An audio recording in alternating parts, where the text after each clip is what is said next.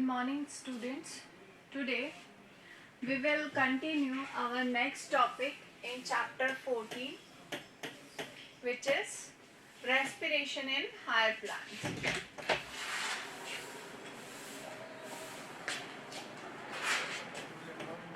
Respiration in higher plants.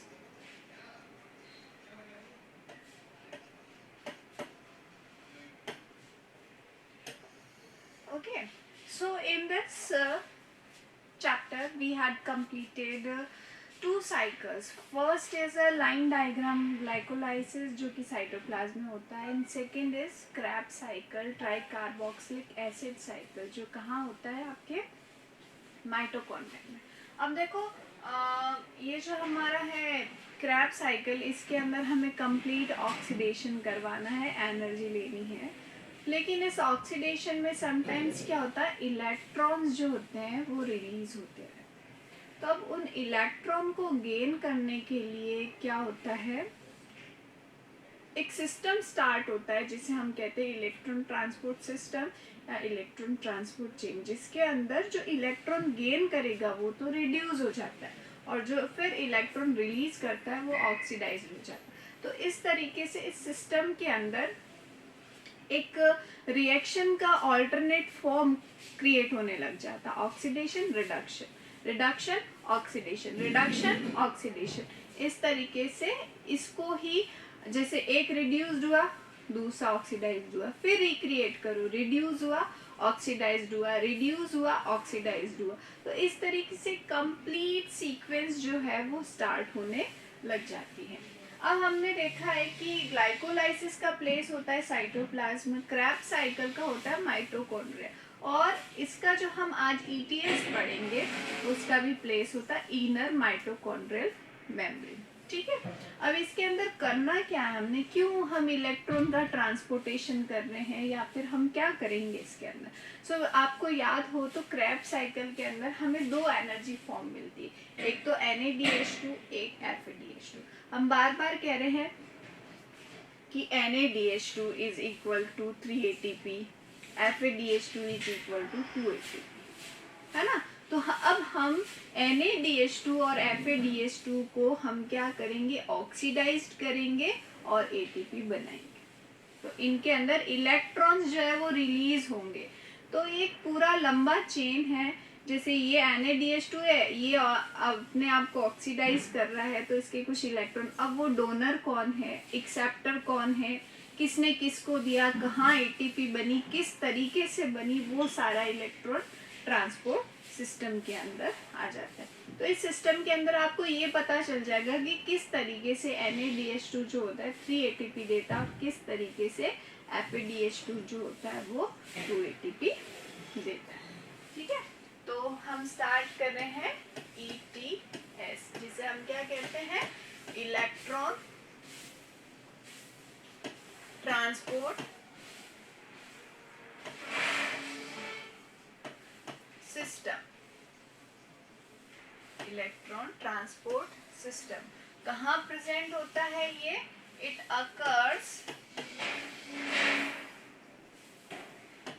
Eight inner mitochondrial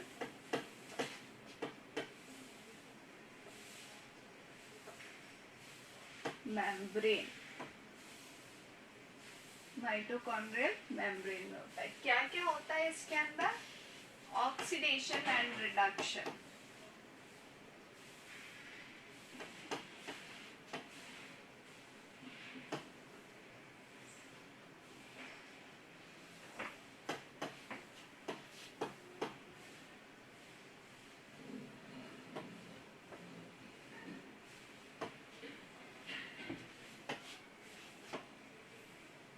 energy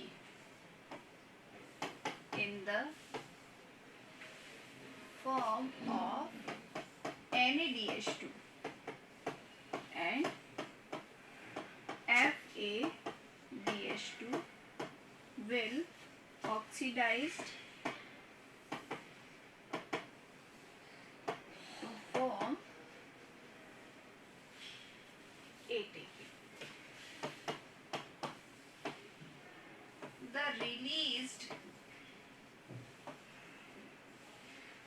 hydrogen, इनसे जो hydrogen release होंगे तभी तो ये ऑक्सीडाइज्ड होगा, will bind with O2 and form H2O. ठीक है, वो O2 के साथ बाइंड होके क्या बनाएगा, H2O बना देगा। क्लियर? सो अब हम स्टार्ट करते हैं ETS, जो क्या है, कंप्लीट ETS किस तरीके से प्रेजेंट होता है। देखो सपोज करो हमारे पास क्या प्रेजेंट है, सबसे पहले प्रेजेंट है NaDH2। क्या प्रेजेंट है, NaDH2।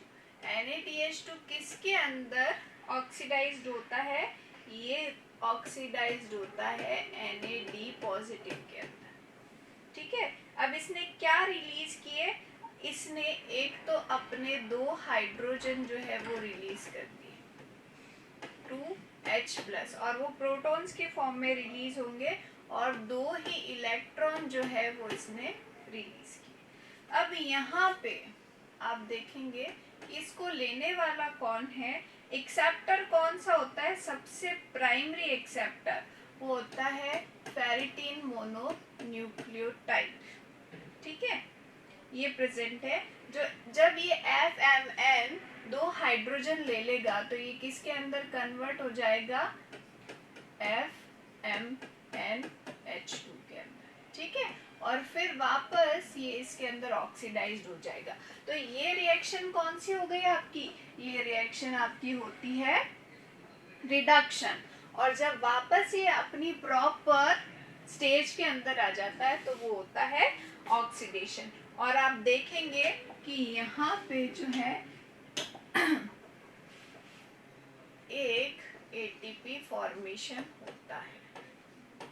अब वो ATP किस तरीके से बनता है कि ADP प्लस इनऑर्गेनिक फॉस्फेट, ये दोनों मिक्स होके क्या बनाते हैं, ATP बनाते हैं। ठीक है, फिर अब वापस देखते हैं हम, इसके क्या गए, 2 इलेक्ट्रॉन रिलीज कर दिए इसने, और 2 ही साथ में हाइड्रोजन आयन लेके गया।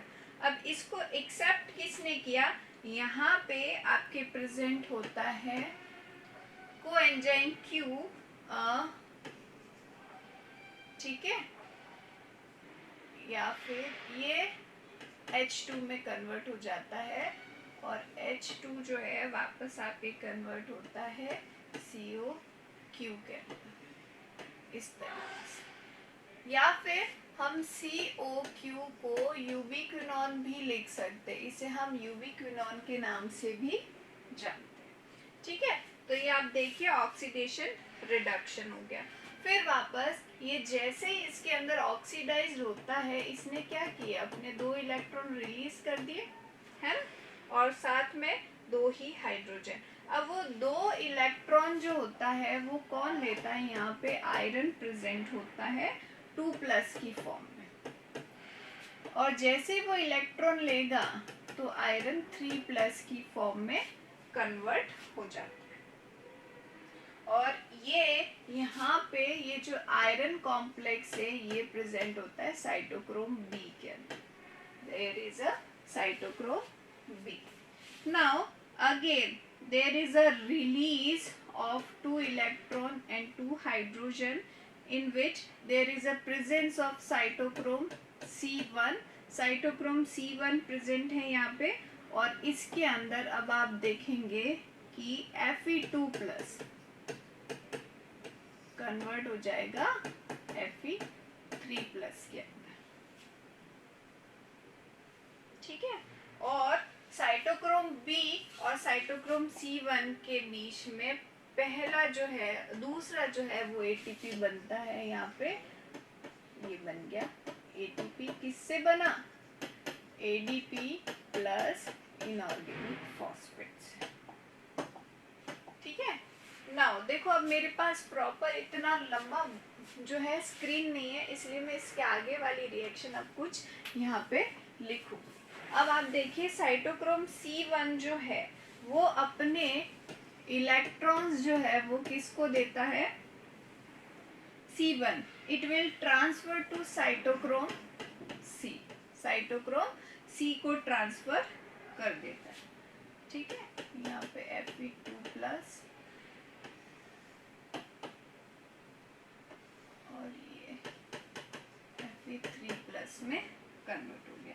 अब साइटोक्रोम जो है वो अपने 2 इलेक्ट्रॉन्स, इस वाली रिएक्शन को मैं यहाँ से लिख रही हूँ, ये अपने 2 इलेक्ट्रॉन्स जो है नेक्स्ट साइटोक्रोम को ट्रांसफर करता है, वो है साइटोक्रोम A1 जिसके अंदर Fe2+ और Fe3+ हो गया। फिर ये जो है अपने इलेक्ट्रॉन ट्रांसफर कर रहा है नेक्स्ट साइटोक्रोम को, वो है साइटोक्रोम A3 जिसके अंदर आप देखेंगे Fe2+ Fe3+ के अंदर कन्वर्ट हो जाएगा। ठीक है, और फिर फाइनली लास्ट में जो इलेक्ट्रॉन का एक्सेप्टर होता है, देयर इज अ, कौन होगा यहाँ पे, इस इलेक्ट्रॉन को लेने वाला मॉलिक्यूलर ऑक्सीजन प्रेजेंट होती है, एक ऑक्सीजन, और इसके साथ में ये जो हाइड्रोजन यहाँ से रिलीज होंगे, आप देखेंगे कि इसको मैं इससे लिख देती हूँ, ये हाइड्रोजन, ये 2H+, ठीक है, तो ये दोनों मिलके अब क्या बना लेंगे यहाँ पे H2, ठीक है, H2O बना लेते हैं। और लास्ट जो ATP आपकी बनती है वो बनती है साइटोक्रोम A और साइटोक्रोम A3 के बीच में। फिर ATP बन गई cyto ADP plus inorganic phosphates. ठीक है, वापस समझते हैं अब हम इसको कि क्या है क्या नहीं है। तो देखो, इलेक्ट्रॉन ट्रांसपोर्ट सिस्टम हम पढ़ रहे हैं। इलेक्ट्रॉन ट्रांसपोर्ट सिस्टम के अंदर हमें different electron acceptor and electron donor नजर आएंगे। तो फाइनली हमें इलेक्ट्रॉन को ट्रांसफर करना है, पास करते हुए पहुंचाना कहाँ है, ऑक्सीजन के पास, और H2 बनाना। तो ये सारे पास करने वाले, और इनके बीच बीच में एनर्जी जो है वो बनती रहेगी। ठीक है, इस तरीके से एनर्जी बनती रहेगी। अब एनर्जी किससे बनानी, हमारे पास 2 प्रोडक्ट है, NADH2 और FADH2। NADH2 से 3 ATP बनेगी। ये देखो, मैंने NADH2 यूज किया, single ATP, single ATP, single ATP, total 3 ATP बन गए। अब बात आती है FADH2 की। तो FADH2 देखो बच्चों क्या होता है, FADH2 को मैं लिख देती हूँ, ये कलर तो हमने यूज कर लिया,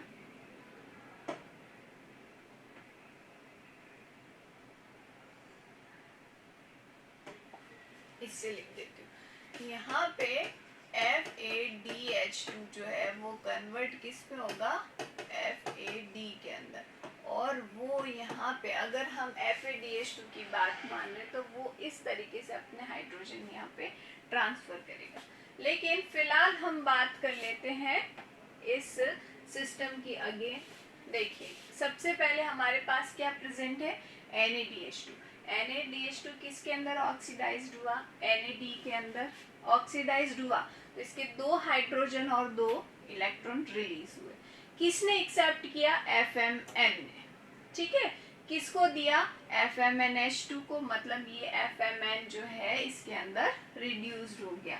ठीक है, फ्लेविन मोनोन्यूक्लियोटाइड इसका नेम होता है। फिर अगेन देखो, इसने वही इलेक्ट्रॉन और हाइड्रोजन ट्रांसफर किए, जो कोएंजाइम Q या फिर यूबिक्विनोन, UQB कहा जाता है इसको। तो ये रिड्यूस्ड हो गया, फिर वापस जैसे ऑक्सीडाइज्ड होता है तो ये अपने 2 ही इलेक्ट्रॉन आगे ट्रांसफर करेगा, 2 ही, और हाइड्रोजन जो है वो रिलीज कर दी जाती है। ठीक है, तो इन बिटवीन सबसे पहले एक ATP यहाँ पे बन जाती है। हम बात किसी कर रहे हैं अभी, NADH2 की। अब हाइड्रोजन का कोई रोल नहीं है, अब हमें सिर्फ और सिर्फ इलेक्ट्रॉन चलाने। 2 इलेक्ट्रॉन को एक्सेप्ट किया साइटोक्रोम B ने, फिर B से गए C1 में, और B और C के बीच में आप देखो एक ATP बन जाती है।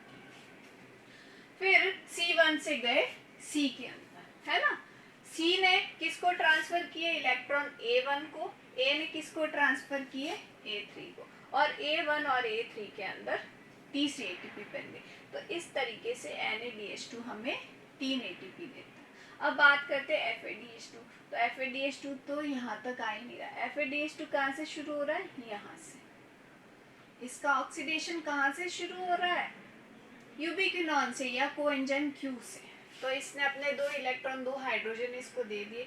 ये हाइड्रोजन तो रिलीज करता है, इलेक्ट्रॉन सेम तरीके से ट्रांसफर कर देता है। किसको किए, साइटोक्रोम B को, फिर C को, इन दोनों के बीच में एक एटीपी बनी, फिर C से आ गए A1 में और A से चले गए A3 में, तो अगेन दूसरी एटीपी बनी।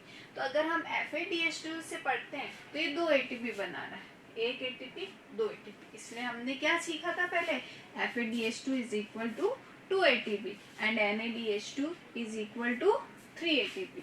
और आप देखेंगे इसके हाइड्रोजन रिलीज होने से भी H2O जो है वो बनता है। ठीक है, आई होप अभी आपको समझ में आ गया होगा। अब क्या होता है, देखो ETS जो हम पढ़ते हैं ना, यहाँ पे लिख देती हूँ मैं थोड़ा सा, इसके अंदर हम लगभग 5 कॉम्प्लेक्सेस पढ़ते। ये मैं C को कॉम्प्लेक्स से रिप्रेजेंट करूंगी। कॉम्प्लेक्स 1 जो होता है वो आपका होता है FMN। कॉम्प्लेक्स 1 क्या होता है, FMN। अब कॉम्प्लेक्स 2 जो होता है, 2 कॉम्प्लेक्स नंबर जो होता है उसके अंदर होता है आयरन सल्फर और यूबिक्विनॉन या फिर कोएंजाइम Q। ये वाला कॉम्प्लेक्स 2 है, इसको मैं लिख सकती हूँ कॉम्प्लेक्स 1। किससे लिखे, कलर ही खत्म हो गया अपने पास था। ये है कॉम्प्लेक्स 1, ये है कॉम्प्लेक्स 2। कॉम्प्लेक्स 3 की बात कर रहे हैं तो दिस ये तीनों मिलके क्या बना रहे हैं, कॉम्प्लेक्स 3 बना रहे हैं। तीनों मिलके क्या बना रहे हैं, कॉम्प्लेक्स 3 बना रहे हैं। कॉम्प्लेक्स 4 की बात करते हैं तो ये है कॉम्प्लेक्स 4। कॉम्प्लेक्स 5 जो आएगा वो आपका आता है एटीपी सिंथेटेज, जो केमी ऑस्मोटिक थ्योरी में वापस पढ़ाऊंगी। उसके अंदर हमें फाइनली एटीपी प्रोडक्ट जो है वो बनाना है।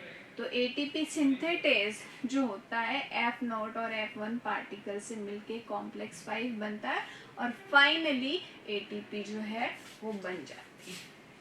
ठीक है, देख लीजिए आप लोग electron transport system.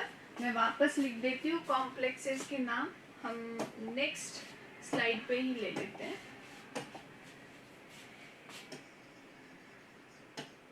Complex 1, complex 2, complex 3, complex 4 and complex 5, है ना।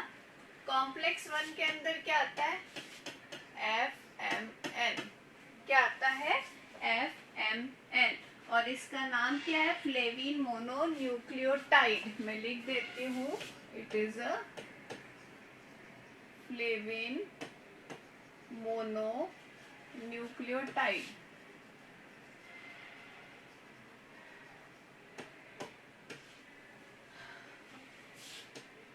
कॉम्प्लेक्स 2 के अंदर कोएंजाइम Q या फिर यूबिक्विनॉन,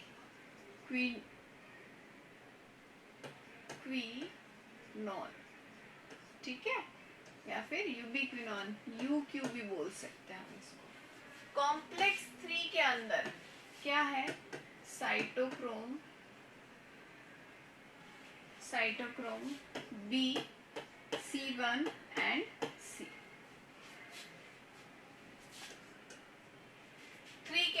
4 के अंदर साइटोक्रोम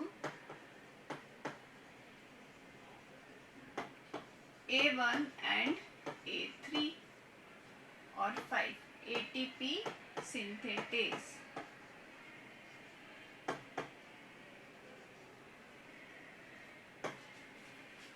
ATP सिंथेटेज। तो ये सारी चीजें देखिए आपको याद करनी पड़ेगी। अब हम ATP सिंथेटेज वाला भी देखेंगे कि केमी ऑस्मोटिक थ्योरी जो हमने कहाँ पढ़ी थी, हमारे लास्ट चैप्टर फोटोसिंथेसिस के अंदर पढ़ी थी, सेम वही थ्योरी यहाँ पे भी है ना। इसको वापस हम देख लेते हैं। कीमियोस्मोटिक थ्योरी जो है वो क्या है, आप देख लो। आप में से किसी को यहाँ तक कुछ नहीं समझ में आ रहा है, कुछ प्रॉब्लम है तो आप पूछ सकते हैं, और नहीं है तो हम आगे चलते हैं कीमियोस्मोटिक थ्योरी के अंदर।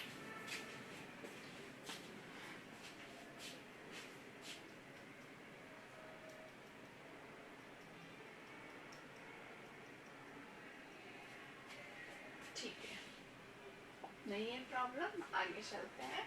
And we are doing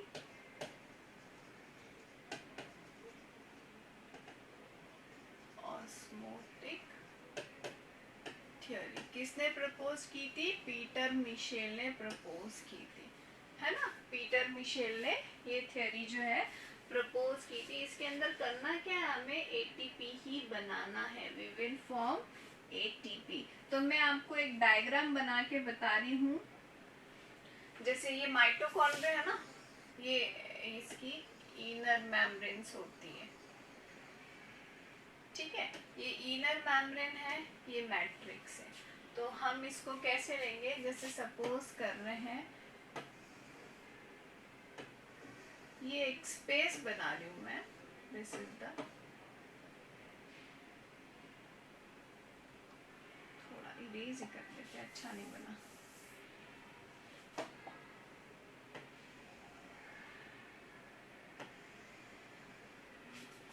clear? एक मेम्ब्रेन बना रही हूं मैं आपके सामने, इनर माइटोकॉन्ड्रियल मेम्ब्रेन, ठीक है। यहाँ पे पार्टिकल प्रेजेंट है ये वाला, और इसका बड़ा वाला पोर्शन है। ये साइड जो है मैट्रिक्स की है, मतलब ये वाला पोर्शन। तो हम इसको ऐसे समझ सकते हैं, ऐसे प्रेजेंट है। ऑक्सीसोम्स कहाँ प्रेजेंट होते हैं? इस तरीके से। तो ये इनर माइटोकॉन्ड्रियल मेम्ब्रेन है, ये अंदर वाला हिस्सा है, पेरी मेम्ब्रेनल स्पेस जो है ना वहाँ पे। तो this is the peri membranal space and this is the inner mitochondrial membrane. ये क्या है? Inner mitochondrial membrane, inner mitochondrial membrane. और ये वाला जो पोर्शन है ये इतना, ये है आपका मैट्रिक्स, और ये वाला क्या है? Peri membranal space.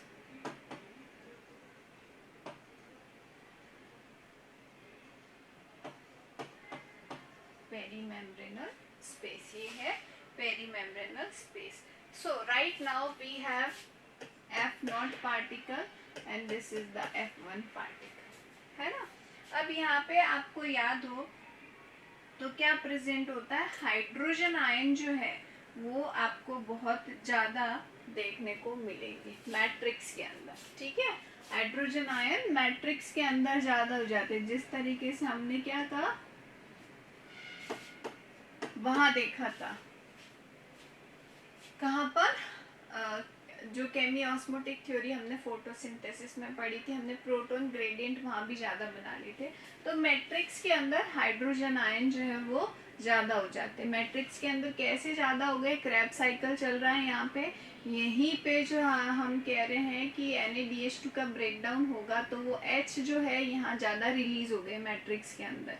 अगर NaDH2 यहाँ प्रेजेंट था ना, यहाँ पे आया, इसका ब्रेकडाउन हुआ तो हाइड्रोजन कहाँ गए? यहाँ पे FADH2 का, तो कुछ तो वाटर बना लेंगे, बट फिर भी जो है हाइड्रोजन प्रोटॉन ग्रेडियंट्स जो है वो ज़्यादा हो जाएंगे। अब यहाँ पे हम प्रोटॉन ग्रेडियंट्स जो है उसके अगेंस्ट में क्या कर रहे हैं, हम इनर माइटोकॉन्ड्रियल मेम्ब्रेन के पास में क्या लेके आ रहे हैं? हाइड्रोजन आयन जो है वो लेके आ रहे हैं। ये हम ले आए हाइड्रोजन, सपोज करते हैं यहाँ पे 2 है। तो इस दौरान क्या बन जाता है? Adenosine diphosphate plus inorganic phosphate मिलके क्या बना लेते हैं? ATP। So this is known as the chemiosmotic theory. इस तरीके से जो है आपके केमियोस्मोटिक थ्योरी जो है वो कंप्लीट हो जाती है, ठीक है। ये केमियोस्मोटिक थ्योरी जो है वो कंप्लीट हो गई। अब मैं आपको एम्फीबोलिक पाथवे बता देती हूँ कि अगर ग्लूकोज नहीं है तो हम किस तरीके से एनर्जी लेंगे, ग्लूकोज नहीं है तो किस तरीके से हम एनर्जी लेंगे, क्या ग्लूकोज के अलावा कौन कौन से सब्सटेंस होते हैं। तो सबसे पहले देखिए जिसका ऑक्सीडेशन होता है वो सबसे पहला सब्सटेंस जो होता है वो होता है आपका कार्बोहाइड्रेट, उसके बाद आते हैं फैट और उसके बाद आती है प्रोटीन्स। तो एम्फीबॉलिक पाथवे के अंदर क्या है, वी हैव 3 बायोमोलिक्यूल्स, है ना, हमारे पास 3 बायोमोलिक्यूल है। एक कौन सा है, सबसे पहले कार्बोहाइड्रेट, ग्लूकोज क्या है, कार्बोहाइड्रेट मोनोसेकेराइड है। दूसरे क्या है, fats,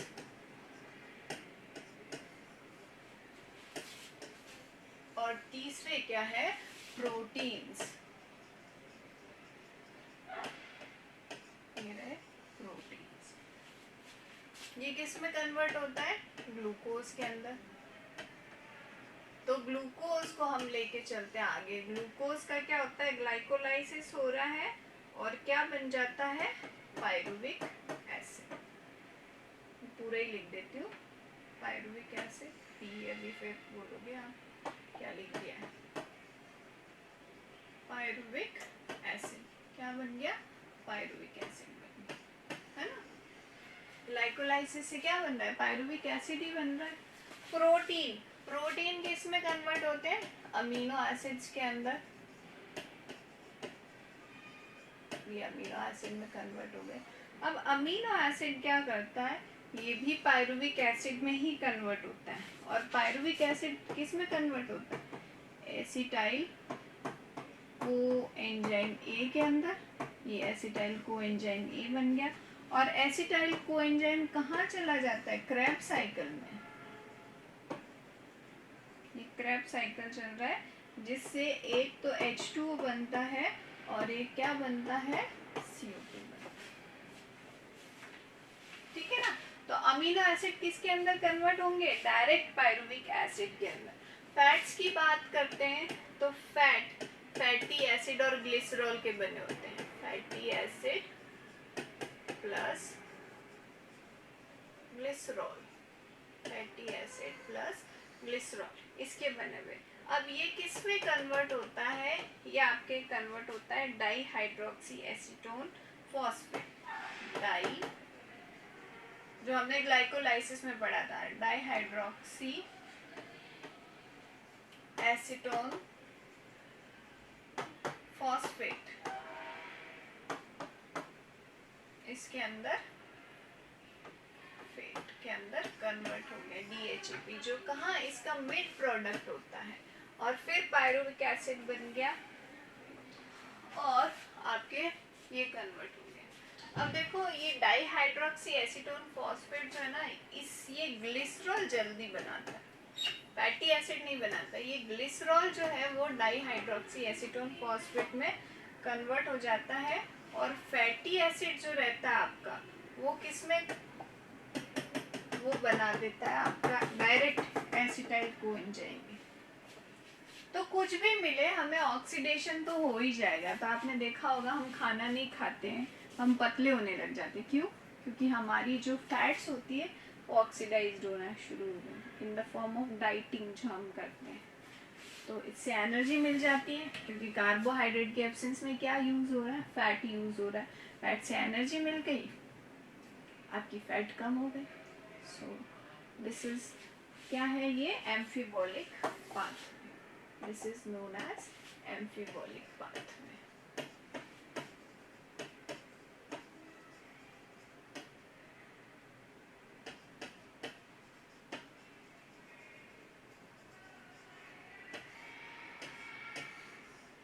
this is the amphibolic pathway, ठीक है। तो ये जो है हमने पढ़ा है आज, ये आप रिवाइज कीजिएगा, मैं दिखा देती हूँ आपको वापस हमने क्या क्या पढ़ा है। स्लाइड्स देख लेते हैं हम। ETS कंप्लीट किया हमने, है ना।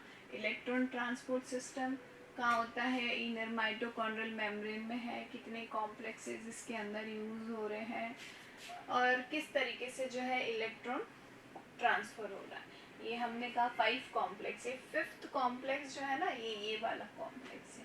और फाइनली आप देख रहे हैं ATP बन जाता है इसके अंदर, this is known as 5th complex. Then amphibolic So you have to study very hard in these 2 chapters, क्योंकि ये totally नए होते हैं ना आपके लिए, तो थोड़ा ऐसे लगता है मैम क्या पढ़ा रही है, कुछ समझ नहीं आ रहा. So आपको देखो लिखना पड़ेगा 1-2 बार, तब आपके दिमाग में ये चीज़ें आएंगी, और कोई बात नहीं, हम सॉल्व भी करेंगे इनको. So try to learn these chapters. Okay then, bye bye.